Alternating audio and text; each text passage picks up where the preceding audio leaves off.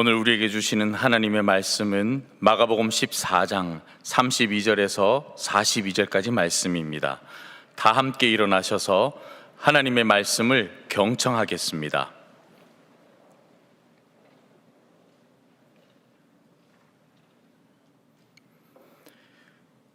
그들이 겟세마네라 하는 곳에 이르매 예수께서 제자들에게 이르시되 내가 기도할 동안에 너희는 여기 앉아 있으라 하시고 베드로와 야고보와 요한을 데리고 가실새 심히 놀라시며 슬퍼하사 말씀하시되 내 마음이 심히 고민하여 죽게 되었으니 너희는 여기 머물러 깨어 있으라 하시고 조금 나아가사 땅에 엎드려 될 수 있는 대로 이때가 자기에게서 지나가기를 구하여 이르시되 아빠 아버지여 아버지께서는 모든 것이 가능하오니 이 잔을 내게서 옮기시옵소서. 그러나 나의 원대로 마시옵고 아버지의 원대로 하옵소서 하시고 돌아오사 제자들이 자는 것을 보시고 베드로에게 말씀하시되 시몬아 자느냐 내가 1시간도 깨어 있을 수 없더냐 시험에 들지 않게 깨어 있어 기도하라. 마음에는 원이로되 육신이 약하도다 하시고 다시 나아가 동일한 말씀으로 기도하시고 다시 오사 보신즉 그들이 자니 이는 그들의 눈이 심히 피곤함이라. 그들이 예수께 무엇으로 대답할 줄을 알지 못하더라. 세 번째 오사 그들에게 이르시되 이제는 자고 쉬라. 그만 되었다. 때가 왔도다. 보라 인자가 죄인의 손에 팔리느니라. 일어나라 함께 가자. 보라 나를 파는 자가 가까이 왔느니라. 이것은 하나님의 말씀입니다. 아멘. 귀한 찬양 감사드립니다. 우리나라에 복음이 전래되었던 초기인 1886년에 한국에 들어와서 조선 전역을 누비면서 우리 서민들과 함께 생활하고 희로애락을 함께 나누었던 호모 헐버트 선교사님이 본국에 선교 보고를 하면서 이렇게 보고했습니다. 한국인의 대부분은 사회생활을 할 때에는 유교가 지배하고 철학적 사색을 할 때에는 불교가 지배하고 그리고 문제에 부딪혔을 때에는 무속신앙이 지배한다고 그렇게 보고를 했습니다. 지난주 부흥에 오셨던 김성건 목사의 말씀 속에 갤럽 조사에서 1000명을 대상으로 조사했는데 당신은 위기와 어려운 문제를 만났을 때 어떻게 하겠느냐 할 때에 1000명 중에 90%에 해당되는 사람이 무당을 찾아간다고 했고 5%만 자기 종교를 찾아가고 나머지 5%만 기독교를 찾아간다고 대답했다고 합니다. 무속 신앙인 그러니까 90% 무당에 찾아가는 사람 중에 상당수가 교인이라는 것을 통계적으로도 한번 나온 적이 있습니다. 혹시 여러분 중에 계신지 모르겠어요. 오늘 교회 나갈 것인지 말 것인지 점치고 나오는 분들이 혹시 있을지 모르겠어요. 그만큼 고난과 시련이라는 것은 우리를 힘들게 만듭니다. 그리고 더 이상 내 힘으로는 해결할 수 없다는 그런 마음이 다가올 때 우리 마음이 조급해지면서 내 가장 밑바닥에 있는 것이 드러나게 되죠. 포장했던 것 다 벗겨지고 내가 무엇을 해야 될 것인가 당황하죠. 그리고 이거는 정말 내 힘으로는 풀 수 없는 문제다고 생각할 때는 그때는 우리가 무엇을 해야 될지 정말 알지 못합니다. 어디로 가야 될지 알지 못합니다. 오늘 본문에 나오는 예수님 앞에 놓여진 십자가, 예수님은 그 고통이 얼만큼 크고 어려운가 하는 것을 잘 알았습니다. 인간이 당하는 육체적 고통 중에 가장 큰 고통이 십자가형이라고 그렇게 하지 않습니까? 게다가 제자들로부터 배신당하고 무시와 멸시를 당할 수밖에 없는 그 십자가, 그리고 하나님으로부터 철저하게 단절되고 소외되는 그 십자가, 그 고통이 얼만큼 크고 힘든 것인가 하는 것을 예수님은 아셨습니다.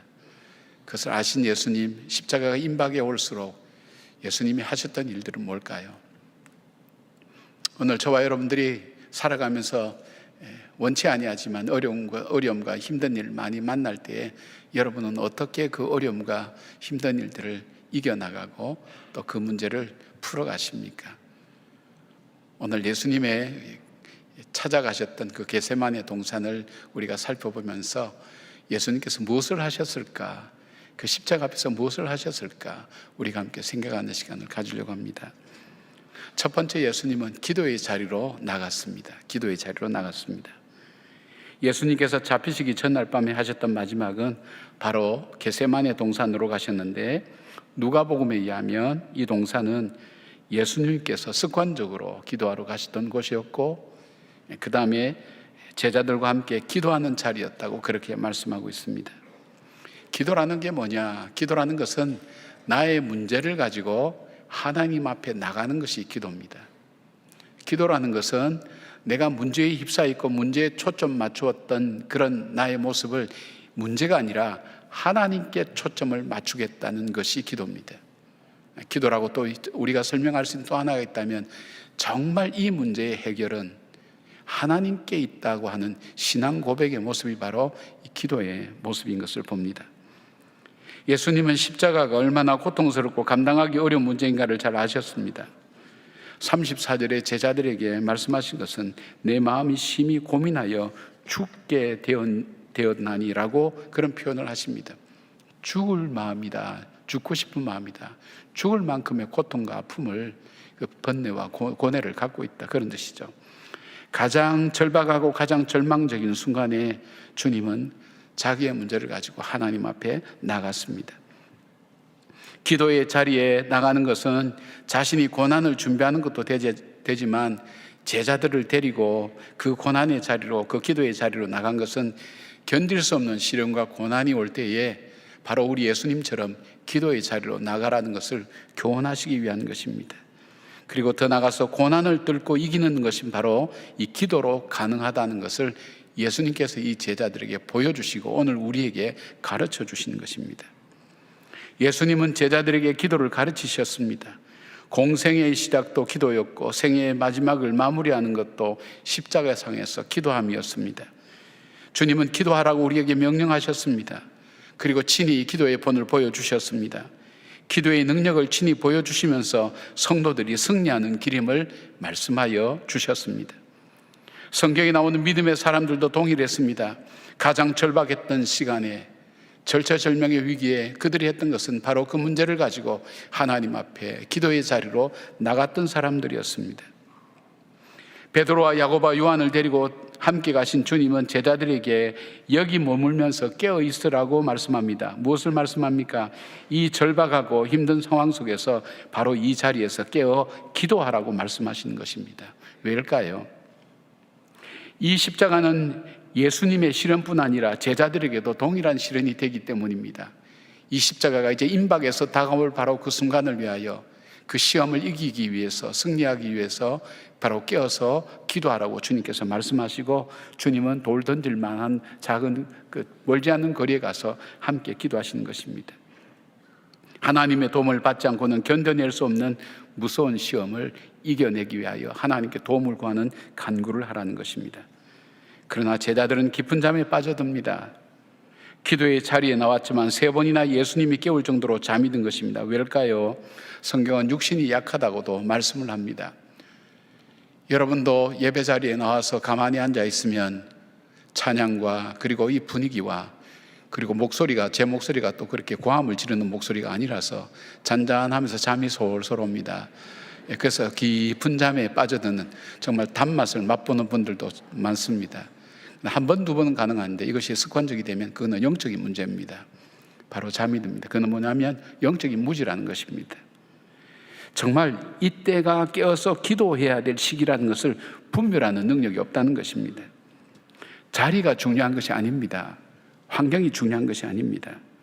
바로 그 고통의 자리에서 기도하는 것이 이기는 길이요, 승리의 길이요, 풀려지는 역사가 일어나는 것을 아는 영적 지혜가 있는 사람은 바로 그 앉은 자리에서 기도하게 된다는 것입니다.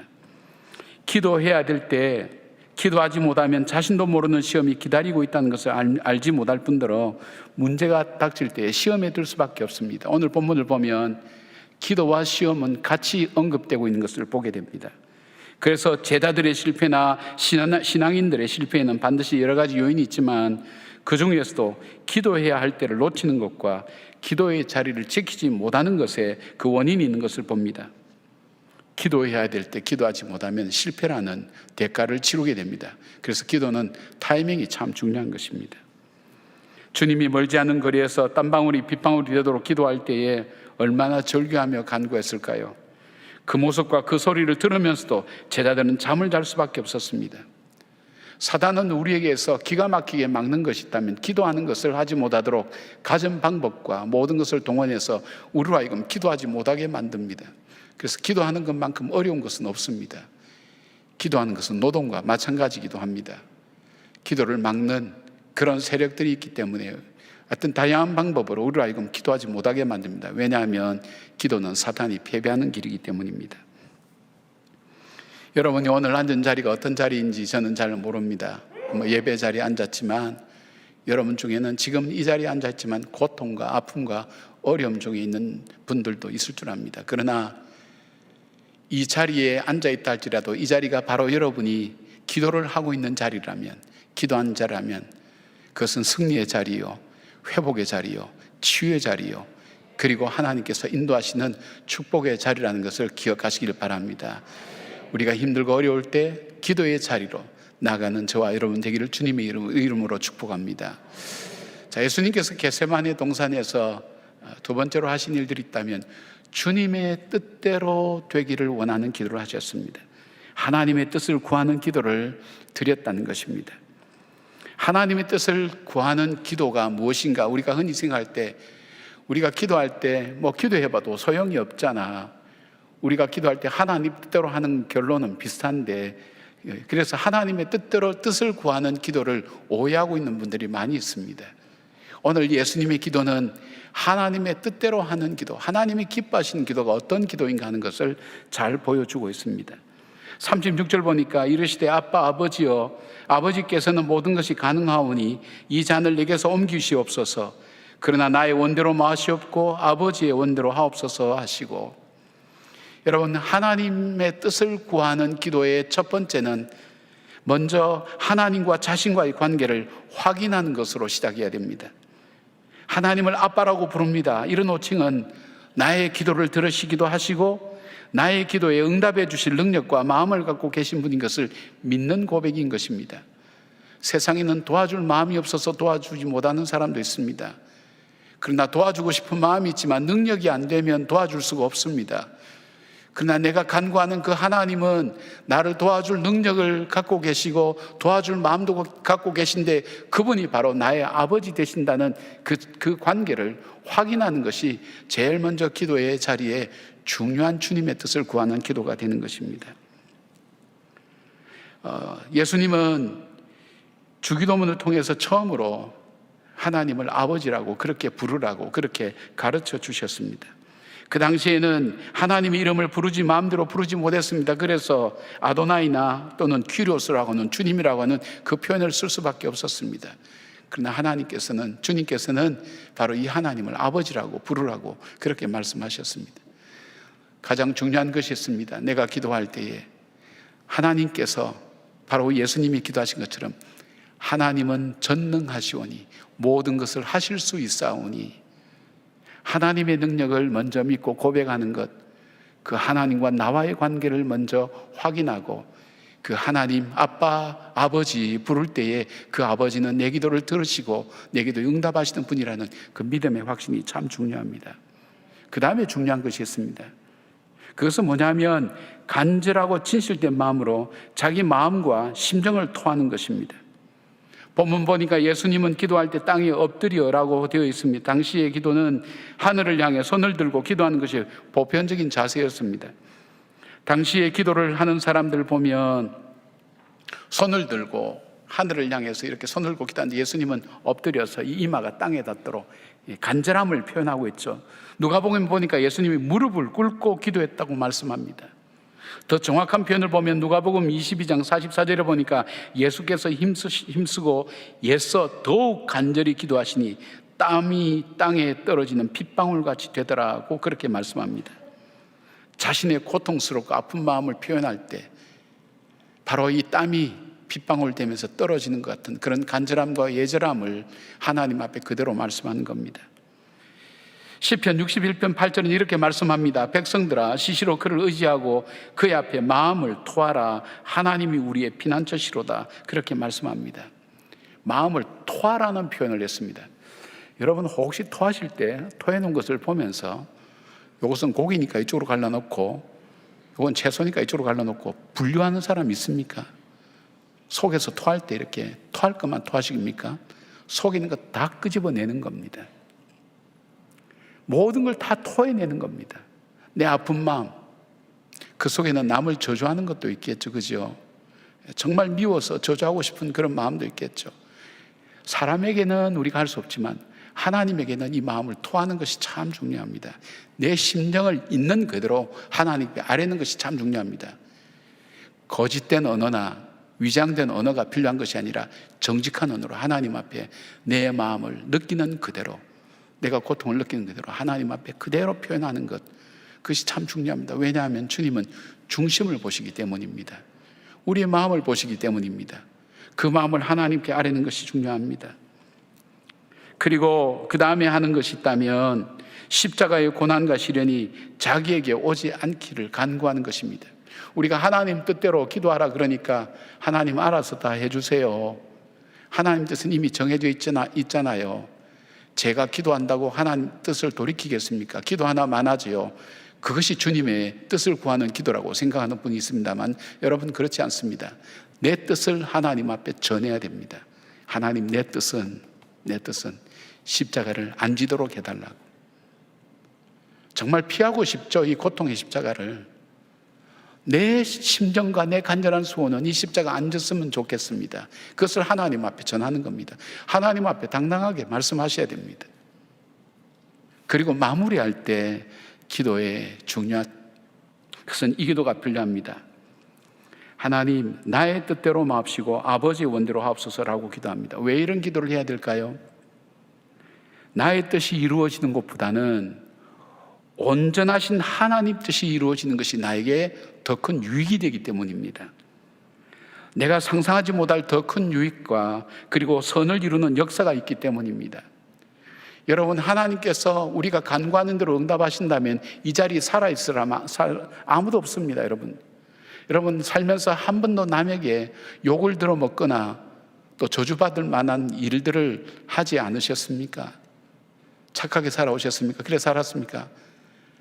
아마 여러분들이 좋은 사람 만났든지 그분들이 여러분 앞에 얘기를 안 해서 그럴 것이 마음속으로 생각했을 겁니다. 에이, 그냥 가다가 넘어져라. 뭐 이렇게 한다든지 가까이는. 에이, 뭐 그런 어떤 얘기 할 수 있잖아요. 그 기도 하나님께서 그때마다 다 응답했다면 이 자리에 살아있는 사람이 있을까요? 아마 없을 거예요. 저도 머리카락 다 뽑혔을지도 모르겠습니다. 예. 하나님의 뜻이 온전합니다. 우리는 보는 것이 정해져 있습니다. 우리가 많이 안다고 해서 그것이 한계 있습니다. 그래서 소크라테스 같은 사람은 우리의 진정한 지식은 내가 모른다는 사실을 깨닫는 것이라고 그렇게 했습니다. 우리의 지식은 한계가 있습니다. 내가 보지 못합니다. 하나님을 내 지식과 내 경험 속에 가두어둬서는 안 됩니다. 그보다 더 능하게 하실 그 하나님 앞에 나의 삶의 가능성을 열어놓고 하나님께서 인도하시기를 맡기는 기도입니다. 그것이 바로 나의 뜻대로 되지 말고 주의 뜻대로 되게 해달라고 간구하는 것입니다. 여러분이 잘 아는 기도문이 있습니다. 남북 전쟁 때에 한 무명 용사가 지었다는 기도문이죠. 남북 전쟁으로 장애인이 된 한 무명 용사가 지은 기도입니다. 하나님, 나는 힘이 센 강한 사람이 되게 해달라고 기도했습니다. 그러나 약자가 되게 하셔서 겸손히 순종하는 법을 배우게 해주셨습니다. 하나님, 나는 부자가 되어 행복하게 살게 해달라고 기도했습니다. 그러나 가난한 사람으로 지혜롭게 일생을 살도록 해주셨습니다. 하나님, 나는 권력 있는 강자로 사람들의 찬사를 들으며 살게 해달라고 기도했습니다. 그러나 약한 자가 되게 하시어 하나님을 의지하는 신앙인으로 살게 해주셨습니다. 인생을 마음껏 즐길 수 있는 모든 것들을 다 달라고 기도했습니다. 그러나 모든 것을 즐기고 감사할 수 있는 생명을 주셨습니다. 내가 하나님께 간구한 것은 아무것도 받은 것이 없습니다. 그러나 마음속에 희망했던 것은 모두 받았습니다. 나 자신의 모습 그대로 나는 하나님의 축복을 가장 많이 받은 사람 중 하나라고 고백하고 싶습니다. 바로 이 하나님의 뜻을 구하는 기도 속에는 겸손이 있고, 하나님의 뜻을 구하는 이 기도 속에는 하나님의 무궁무진한 하나님이 펼쳐나가실 새로운 역사를 인정하고 고백하고 기대하는 마음이 그 마음속에 있습니다. 내 방식대로 되지 않아도, 내가 원하는 대로 되지 않아도 그보다 더 귀하고 존귀하게 더 복되게 하실 그 주님을 향하여 믿음의 마음을 열어놓고 기도하는 것, 그것이 바로 하나님의 뜻을 구하는 기도였습니다. 예수님은 피하고 싶었던 십자가였지만 그 십자가를 지셨기에 온 인류를 구원하실 수 있었고, 모든 이름 중에 가장 귀한 이름으로 세워서 하나님께서 존귀하게 세우셨던 그 주님의 십자가의 길, 바로 오늘 우리가 구해야 될 기도가 하나님의 뜻을 구하는 기도를 하는 것이 참 중요합니다. 우리는 문제의 해결을 위해서 기도할 때가 많습니다. 그러나 하나님, 주님의 뜻이 무엇입니까? 주님의 뜻대로 이루어지도록 기도하는 겸손과 주님을 향한 믿음의 무궁무진한 가능성을 열어놓는 비전과 꿈의 기도가 바로 주님의 뜻을 구하는 기도라는 것을 기억하시고 주님의 뜻을 구하는 저와 여러분 되기를 바랍니다. 세 번째로 주님께서 하신 것이 있다면 주님의 뜻에 순종하는 삶을 살았습니다. 주님은 겟세마네 동산 후에 그 기도하신 이후에 하나님의 뜻을 순종하는 길을 선택하여서 걷게 됩니다. 기도의 가장 중요한 것은 바로 하나님 뜻에 순종하는 삶입니다. 왜냐하면 순종은 하나님 앞에 자신의 지식과 경험과 의지와 판단을 모두 내려놓고 하나님의 인도하심 앞에 맡기는 것입니다. 이것이 하나님 앞에 온전히 항복하는 것입니다. 하나님 앞에 온전히 맡기는 자세와 태도입니다. 이것이 순종하는 모습입니다. 하나님께서 순종이 제사보다 낫다고 하는 것이, 주님께 순종하는 것이야말로 하나님을 가장 기쁘시게 하는 삶인 것을 보게 됩니다. 성경은 이렇게 말씀합니다. 마태복음 16장 24절에 자기를 부인하고 자기 십자가를 지고 나를 따르라고 주님은 그렇게 말씀합니다. 순종하는 사람, 자기를 부인하라 그랬더니 자기 부인하고 십자가 지어야 된다고 또 그렇게 주장하는 사람이 있습니다. 자기를 부인하고 자기를 항복하고 내려놓고, 순종의 길은 자기를 먼저 부인하는 것이 중요합니다. 그리고 하나님께서 지라고 하신 그 십자가를 지는 것입니다. 그 십자가를 진다는 건 뭘까요? 순종에 따르는 대가를 내가 능히 짊어지는 것입니다. 그리고 주님을 따라서 걸어가는 것입니다. 이것이 힘들지 않다고 했습니다. 감당할 능력을 주신다고 했습니다. 그리고 주님 앞에 순종할 때에 하나님의 뜻이 내 삶을 통해 이루어지게 해달라고 그것을 날마다 일마다 때마다 고백하며 한 걸음 한 걸음 걸어가야 되는 것입니다. 왜 고난주간이 중요한가? 고난주간은 주님이 걸어가시고 하셨던 말씀 하나하나는 하나님께 순종하는 십자가로 가는 한 걸음 한 걸음이었다는 것을 보게 됩니다. 서서히 그 십자가를 향해서 걸어가는 주님은 그 걸음 자체가 순종의 걸음이었습니다. 순종에 따르는 대가를 능히 그 십자가를 짊어지시는 바로 그 주님인 것을 보게 됩니다. 사랑하는 여러분, 이것은 우리 힘으로 힘듭니다. 그래서 성령의 도우심을 구하는 것입니다. 우리의 의지나 뜻으로 너무나 어려운 일이기 때문입니다. 히브리서 5장 8절에서 9절에 이런 말씀이 있습니다. 그가 아들이시면서도 받으신 고난으로 순종함을 배워서 온전하게 되셨은즉, 순종함을 배워서, 고난으로 순종함을 배워서 온전하게 되셨은즉 자기에게 순종하는 모든 자에게 영원한 구원의 근원이 되시고라고 말씀합니다. 내가 주님 앞에 순종할 때 주님께서 이 일을 어떻게 인도해 가시는가 하는 것을 볼 수 있습니다. 주께서 열어가시는 그 가능성을 우리는 체험하면서 걸어가게 됩니다. 주님의 인도하심 따라갈 때 광야 같은 인생 속에서도 구름 기둥과 불 기둥으로 갈 길을 잃어버리지 않도록 주께서 행하시고, 그리고 그 결말에 성령의 열매가 맺혀져서 그것이 나만의 유익이 아니라 많은 사람에게 함께 나누는 유익이 되는 하나님의 축복을 알게 됩니다. 주님은 기도하면서 순종이라는 것을 받아들이기까지 3번이나 간절히 기도하셨습니다. 그만큼 자기의 뜻이 자기가 가야 될 길이라고 믿고 주장했습니다. 그러나 하나님 앞에서 자기를 꺾었습니다. 마침내 십자가의 길로 간 것입니다. 순종의 길을 걸어가고 하나님의 뜻을 따라 자기의 뜻을 내려놓고 십자가로 가신 것입니다. 우리 아이들은 아픈 걸 통해서 성장합니다. 사건을 통해서 성숙해 가면서 어른이 되어 갑니다. 마찬가지입니다. 우리 성도들의 신앙 성장은 바로 기도 응답을 통해서 견고해지고 자기의 뜻보다 하나님 뜻을 바라보며 그 뜻이 얼마나 유익하고 복된가 하는 것을 깨달으면서 주님과의 관계가 더욱더 아름다워집니다. 주님과 더 가까이 친밀해지는 그 역사를 체험할 수가 있습니다. 세상은 자기 주장을 내세우는 것이 더 가치 있다고 멋있다고 가르칩니다. 그러나 하나님 뜻은 자기를 부인하고 자기 십자가를 지고 주님을 따르는 것을 가르칩니다. 아버지의 뜻이 하늘에서 이루어진 것 같이 이 땅에서도 이루어지게 하소서 가르쳐 주신 주님의 기도처럼 아버지의 뜻이 내 삶을 통해서 구체적으로 이루어지도록 한 걸음 한 걸음 생각 하나, 마음 하나, 걸음 하나 주님 앞에 순종하며 걸어가며 결단하는 삶, 그것이 바로 순종의 사람의 모습입니다. 세상에 많은 자리가 있지만 그 자리보다 중요한 것이 무엇인가 하면 무엇을 하느냐가 더 중요하다고 말씀드렸습니다. 풍요의 자리에서도 고난의 자리에서도 기도하지 않으면 그 자리는 고통의 자리요 시험의 자리요 패배의 자리가 됩니다. 풍요의 자리에서도 고난의 자리에서도 기도하며 순종하지 아니하면 여전히 나는 그 자리에 머물러 있게 됩니다. 순종하는 한 걸음 한 걸음, 그 믿음의 걸음은 마치 베드로가 배에서 나와서 무리를 걷는 것 같은 기적과 이적의 삶을 체험할 수가 있는 것입니다. 바이런 제니스라는 미국의 피아니스트가 있습니다. 어릴 때부터 음악적 재능이 있어서 모든 사람들이 주목을 많이 받았다고 합니다. 그러나 뜻하지 않는 사고로 심한 신경통과 신경마비 증세가 있었습니다. 그래서 10손가락 중에 왼쪽 중지 하나만 움직였고 또 새끼손가락이 완전히 마비된 적도 있었다고 합니다. 오른쪽 손목은 40% 정도만 움직일 수 있다고 합니다. 그날 한 잡지와의 인터뷰에서 이런 말을 했습니다. 여러 의사들이 저 때문에 수고도 많이 하였고 또 침도 많이 맞았습니다. 그러나 기적은 기도로 가능했다고 저는 생각합니다. 간절히 기도할 때 하나님은 나에게 싸울 용기를 주셨습니다.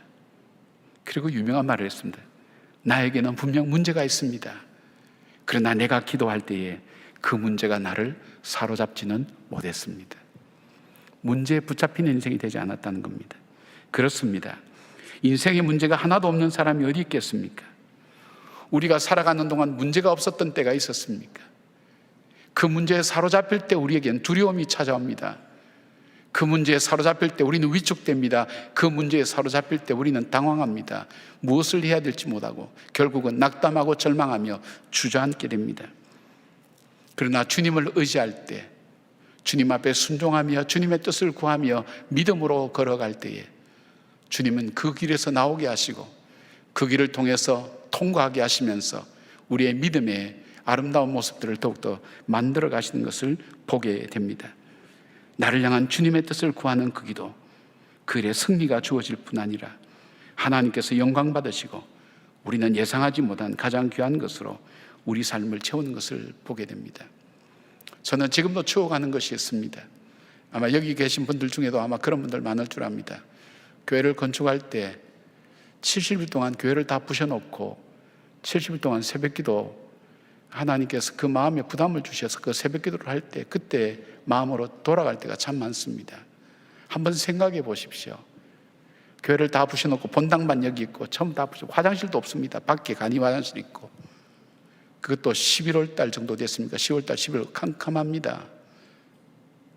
교인의 한 3분의 2가 새벽에 70일 동안 계속해서 나왔습니다. 기도의 힘이었습니다. 그때 제가 하나님께 기도한 적이 있어요. 그런 부담이 올 때, 하나님, 제가 목사인데도 못 나옵니다. 10일 동안 못 나옵니다. 불가능합니다. 계속 마음을 주실 때. 그래서 나중에 나온 교인들한테 물어봤어요. 70일 동안 새벽기도 어떻게 나오시냐고 그랬더니 목사님이 불쌍해서, 오죽했으면 저럴까, 불쌍해서 나오다가 보니까 개근했다는 거예요. 그러나 하나님은 그 기도를 사용하여 주셔서 지금 여러분이 앉아있는 자리, 저 교회 앞에 있는 벚꽃들, 우리 아이들이 뛰어노는 공간들, 놀이터들, 전에는 상상할 수 없었던 광경이었습니다. 아마 이번에 헌당 예배 드리면서 옛날의 교회 모습을 사진으로 보게 될 겁니다. 우리가 상상할 수 없었던, 전 그 생각하면 감격이 마음속에 일어납니다. 주님 맞습니다. 제 생각은 조그만했는데 하나님의 계획은 다른 곳에 있었군요. 빈 공간마다 여러분들이 들어가서 하나님 말씀 배우고 우리의 자녀들이 함께 주님 말씀으로 교제를 나누고 성장해가는 모습을 볼 때 그것 자체가 감격입니다. 주님의 뜻을 구했는데 주님께서는 우리에게 상상하지 못할 은혜로 우리에게 다가온 것을 보게 됩니다. 여러분, 오늘 여러분의 앉은 자리가 고통과 아픔의 자리입니까? 외로움의 자리입니까? 그리고 절망의 자리입니까? 예, 그렇습니다. 문제가 있습니다. 그러나 우리가 기도할 때에 우리는 그 문제가 나를 사로잡지 못합니다. 그리고 우리가 기도할 때 그 고통과 아픔과 절망의 자리는 승리의 자리가 되고 주께서 역사하시는 기적과 이적의 자리가 된 것을 믿으면서 여러분, 믿음으로 승리하며 믿음으로 아름답게 성장해가는 하나님의 사람들 되기를 주님의 이름으로 축복합니다. 아멘. 기도하겠습니다. 아버지 하나님, 고맙습니다. 감사합니다. 우리는 우리가 최고인 줄 아는데 하나님의 뜻이 얼만큼 귀하고 더 존귀하고 아름다운가 하는 것을 눈으로 보면서도 여전히 우리는 현실 앞에 두려워서 떨고, 하나님, 우리는 무서워하며 절망합니다. 주님, 이 자리가 기도의 자리가 되게 하시고 이 자리가 주님께 나가는 자리가 되게 하시고 주님의 능력을 믿는 믿음의 자리가 되게 하여 주시옵소서. 그래야 반드시 새롭게 하실 그 하나님의 능력을 바라보고 체험하며 그 주님을 찬양하며 주께 영광 돌리는 주의 백성들 되게 하여 주시옵소서. 예수님의 이름으로 기도드리옵나이다. 아멘.